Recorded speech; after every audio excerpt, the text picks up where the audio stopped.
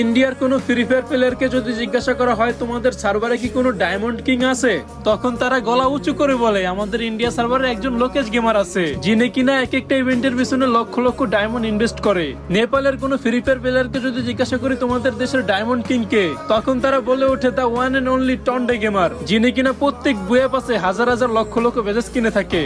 ইন্দোনেশিয়ার কোনো free fire প্লেয়ারকে যদি জিজ্ঞাসা করি তোমাদের সার্ভারে বর্তমানে ডায়মন্ড কিং কে, তখন তারা বলে বর্তমানে কে সেটা জানি না, তবে একটা সময় ডাইলাইন প্রোস শুধু আমাদের ইন্দোনেশিয়ার ডায়মন্ড কিং ছিল না, উনি ছিলেন পুরো বিশ্বের নাম করা ডায়মন্ড কিং। বাংলাদেশের কোনো ফ্রি ফায়ার প্লেয়ারকে যখন জিজ্ঞাসা করি আমাদের সার্ভারে ডায়মন্ড কিং কে, তখন তারা বলে ওঠে আমাদের বাংলাদেশ সার্ভারে ডায়মন্ড কিং হচ্ছে জিসান ভাই ওয়াইটি, যিনি কিনা একসাথে 1.5 লক্ষ বেজেস কিনে কামব্যাক করে পুরো বাংলাদেশের গেমিং কমিউনিটিতে তাক লাগিয়ে দিয়েছে। আর আমাকে যখন কেউ জিজ্ঞাসা করে বর্তমানে পুরো বিশ্বের ডায়মন্ড কিং কে, তখন আমি গর্ব করে গলা উঁচু করে বলি রাহাত FF71, যে কিনা তার একটা এক লেভেলের আইডিতে কোটি কোটি টাকা খরচ করেছে। শুধু তাই না, বর্তমানে একটা বান্ডিলের পিছনে 11,11,000 ডায়মন্ড খরচ করে লিডার বোর্ডের রিজনের 1 নম্বরে এসে পুরো বিশ্বের ফ্রি ফায়ার প্লেয়ারদেরকে বুঝিয়ে দিল Rahat FF71 is a diamond king of the world.